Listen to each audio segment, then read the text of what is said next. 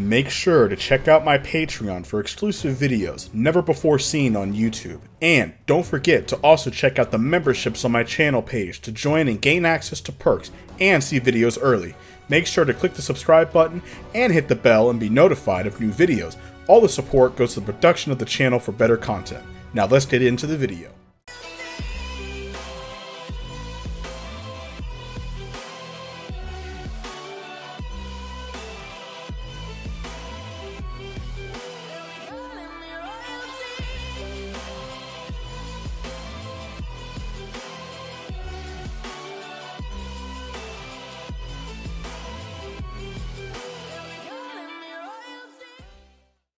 Real quick shout out to all the members that are there on the stream. Go check them out. Go give them a like, subscribe, show them some love and support. Also, if this video gets over 250 likes, I shall continue the series. Thank you all for the support. Let's get to 20,000 subscribers, and I will talk to you all later. We last ended with Goku finally defeating the crazy bioandroid Cell. Now, during these 7 years, Goku would have started to unlock Frieza's potential. As we know last time, Goku absorbed Frieza's powers and skills, thus his potential as well. But it was hard to grasp onto, but during these 7 years, Goku's power level shoots exponentially higher, as he is far more powerful in his base form even than he was in the original. How powerful is Goku, you might ask? Well, during these 7 years, he never died and went to the other world, so he would never learn the fusion dance from the Metamorians, nor he would meet Pikkon and the others, but that's besides the point, really. You could argue that Goku would maybe go see King Kai every now and again, but he wouldn't really have access to the other world normally, so he wouldn't really have no need to go there. Now, what about Gohan and Goten? Well, Goten would still be born, and Goten would actually be a lot more powerful than the original because instead of Chi-Chi training him a little bit, instead of Gohan, he would have Goku all day. As Goten was a lot more like his father, Chi-Chi would understand it. Same with Gohan. Gohan having Goku around, he wouldn't be pushed by Chi-Chi to just study all day.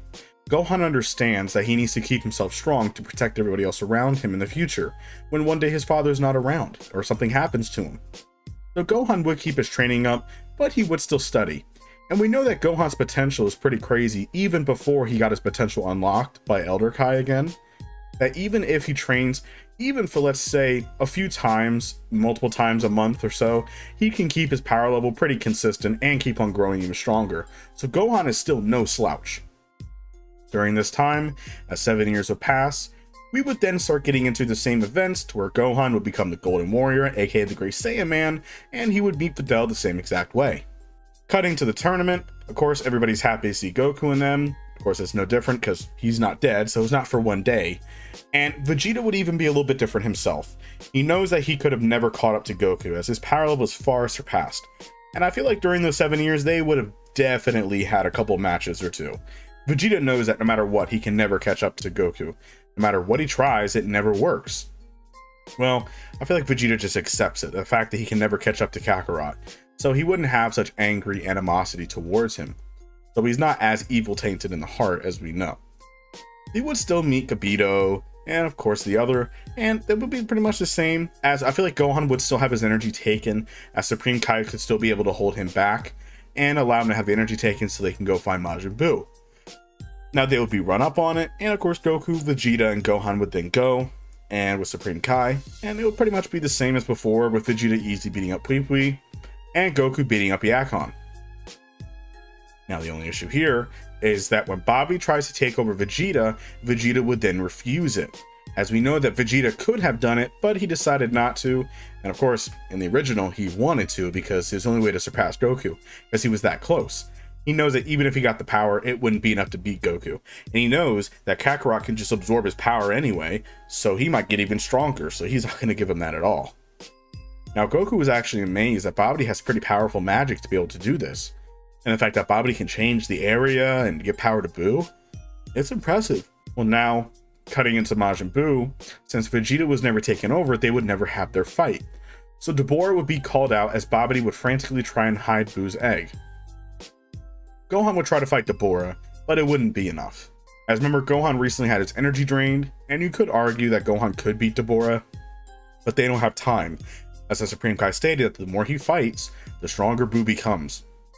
So Goku himself would be able to easily kill Deborah, not much of a threat. Or you could even throw in Vegeta go Super Saiyan 2 and easily kills Deborah, not much of a problem, as Deborah is weaker than Perfect Cell, so Vegeta can easily handle him. And alongside Goku, of course. So Majin Buu would never be born, and they would soon find Babidi, and they would of course kill him, obliterating him completely. Now, since Supreme Kai still has Buu's egg, he would then take it to the Kai world, and he would thank them graciously for helping him. As then Kibito Kai and the others would even offer maybe the likes of Gohan, since his high potential, and of course Goku and them, to maybe come over to the Supreme Kai world and they can get some training in. I mean, who's to turn down that? And Goku's not tight on time, so they would actually agree and go. So Vegeta, Goku, and Gohan would then go, and they would be trained under Supreme Kai and Kibito Kai for a period of time. Now, who's going to hold the Z-Sword? I feel like it's going to be Gohan, because Goku's not much of a sword guy. He's even said that himself, even if he likes it. Obviously, he does have his power pole that he used before, but he's not much of a sword guy. Same with Vegeta. It fits Gohan pretty well. So Gohan would be able to pull out the Z-Sword, and they would be messing around with it, as we know. Then, of course, he breaks the Z-Sword, thus making Elder Kai come out. Of course, after a little bit of funny scenes with Elder Kai, thinking he's really strong, Elder Kai would notice that Goku is very, very gifted in magic. So maybe Elder Kai can help Goku out in that remark. Plus, his power level is scary powerful. It's scary high. He's never seen a mortal with that much energy before. Now, we'll get into how powerful Goku is, especially when he fights the likes of BEERUS shortly. Now, I feel like in terms of Elder Kai unlocking potential, Goku doesn't like being given power. That's not really his thing. I know that Goku's absorbed beings, he's absorbed energy, but he does that out of desperation when he has really not much of a choice. He doesn't like being given power. He hates it. He wants to earn it himself by training. So he would probably turn down Elder Kai's thing, and he thinks that, well, Gohan probably has better potential than he does. Yeah, funny thing enough, he has Frieza's potential, but it's Goku. So actually, him and Vegeta, after some persuasion, would get their potentials unlocked, gaining the Mystic form. Now, of course, in terms of power level, Gohan is stronger than his original Mystic self. You could argue he's probably stronger than Super Saiyan 3 Gotenks absorbed Buu-Tenks, I guess you could say. Right around the same. And in terms of power for Vegeta, you could definitely say that Vegeta is probably near that same level of power, because Gohan is stronger when he trained with the Z-Sword, but Vegeta was right behind him.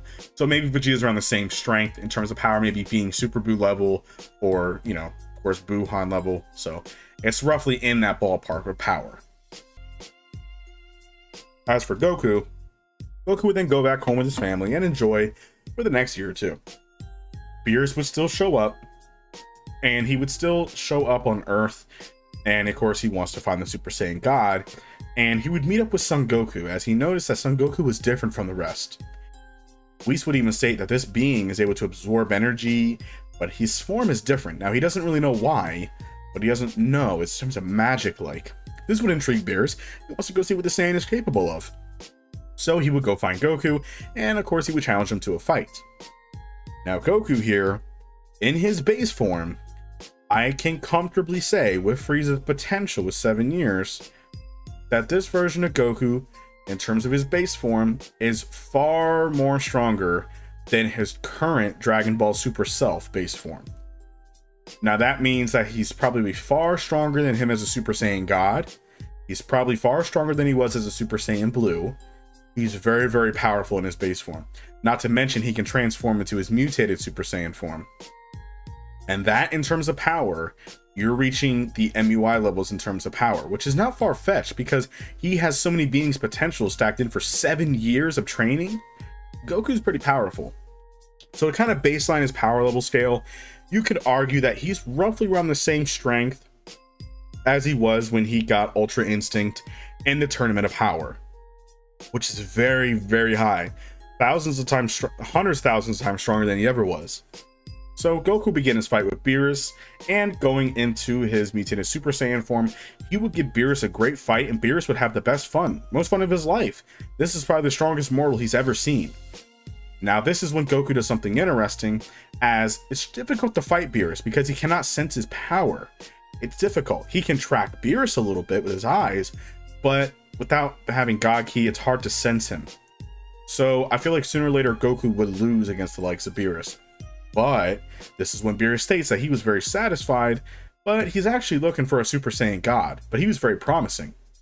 So they would still show up at Bulma's 38th birthday party, and of course BEERUS would be a bit more calm because he had a really good fight with Goku. So he's kind of more relaxed, and he gets food. He never had a fight with Fat Boo, so he doesn't freak out over the pudding. And he would ask the Dragon Balls and the Dragon, Super Saiyan God, tell the same story about Yamoshi. And then this is when Goku began his fight with BEERUS, as they would give their energies to him the same way. Vidal's pregnant, and Goku would get Super Saiyan God. But it would be a mutated version of Super Saiyan God, having the reddish hair. Goku here is far more powerful than the original, as his power level was terrifying. In terms of power levels, he's probably stronger than the likes of Limit Breaker Jiren from Tournament of Power at this point, easily, which is really powerful. And he would give BEERUS an insane fight, as this is what BEERUS has been wanting. But even when they're fighting, he can land decent blows on BEERUS. He's still learning the God power, but he's growing more powerful as they're fighting. Even with Frieza's potential is boosting his power more. Now BEERUS would then shoot Hakai balls right at Goku, and Goku would actually absorb and eat the attack. Now I know what you guys are thinking. Shouldn't this kill Goku? Theoretically, yes, but we have seen that if a mortal is strong enough, then he can redirect the Hakai energy. We saw Super Saiyan Blue Evolution Vegeta do this against God of Destruction Toppo. It is possible, and same if Goku and Frieza was able to survive the attack, if they're durable and powerful enough. With Goku being so much more stronger, I feel like he can. So Goku would actually taste God of Destruction power for the first time, Hakai energy, and it was amazing. And he would get a massive buff in power from this, continuing his fight with BEERUS. But BEERUS is still holding back, as we're comparing this to the manga version of BEERUS, and Goku would still lose as he would run out of energy. But BEERUS was beyond impressed and very satisfied. He would instantly offer Goku to come to his planet and train, as this would be a great final battle for him. He would love this. Now with some persuasion, of course, Goku would definitely come along, and later down the line, Vegeta would show up as well, because of course, Vegeta wants his power too. Which Whis would accept because Vegeta has exponential potential as well, and he could potentially fit a destroyer far better than Goku could. As Goku's still the same, he's not a destroyer in any kind of way. Now, they would all show up to Whis' planet and begin their training. Now, of course, they would master their God forms, Vegeta turned Super Saiyan God, Goku's own mutated God form, and they would even learn and train together to push it to unlock the Super Saiyan Blue power. Now, during this time, Frieza would be revived as he would begin his training. And that is it for this What If, you guys. Thank y'all for watching. Hope you guys enjoyed the video. I appreciate all the support that you guys have been doing. Thank you all so much, and I'll talk to you all later.